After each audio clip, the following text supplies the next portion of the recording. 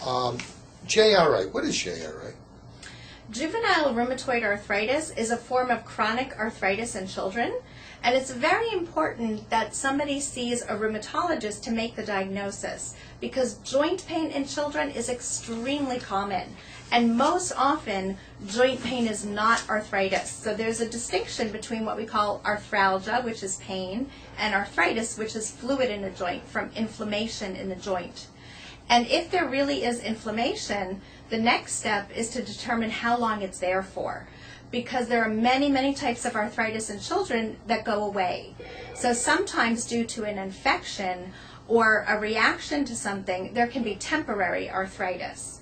But if there really is fluid in a joint and it's continuous for at least 6 weeks, then the diagnosis of juvenile rheumatoid or juvenile idiopathic arthritis would be made. And that is a response of the body attacking the joint and causing inflammation. Are there any particular joints that are more commonly affected than other joints? The most common joint for children is the knee. And this is very different from adult arthritis. And again, this is why seeing a pediatric rheumatologist is very important. Most adults who get arthritis have small joints like their fingers affected and very widespread. The vast majority of children who get arthritis have it in just a couple of joints, and generally big joints. The knees, the ankles, the wrists. It could affect small joints also, but fortunately that's not for most children the case. And your goal is to keep the kid have the most motion, the least amount of pain, the least amount of complications with the drugs that are least toxic initially. Is that correct? Absolutely. It's extremely important that the arthritis is treated quickly, because children are growing and we want their cartilage and their bones and all of their joint structure to be healthy.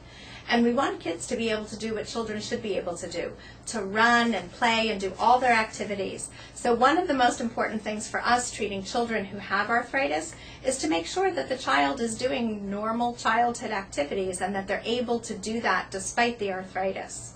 What's the youngest child you ever saw with JRA? Under a year. The peak age for JRA is 3.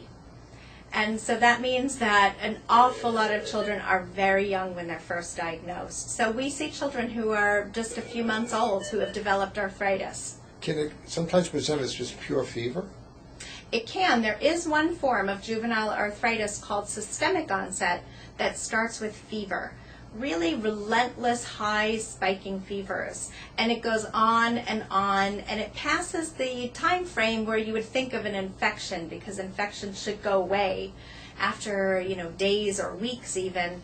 But this fever continues and continues, and sometimes it comes with a very characteristic rash. And sometimes the rash is only there during the fever and then fades in between, so that you don't notice it when the child doesn't have the fever. The arthritis part can come months later. It's fortunate if it's there in the beginning, because it does make the diagnosis easier, but sometimes it can be months before a joint even becomes swollen. There are very typical lab abnormalities that we look for in the blood counts and inflammatory markers that are in the blood, and they help with the diagnosis. But unfortunately, there is no diagnostic test for childhood arthritis of any kind. So it's basically, the more information you get, the more factors you get, the more likely it is. And obviously, in a pediatric situation, it's a developing story. Exactly.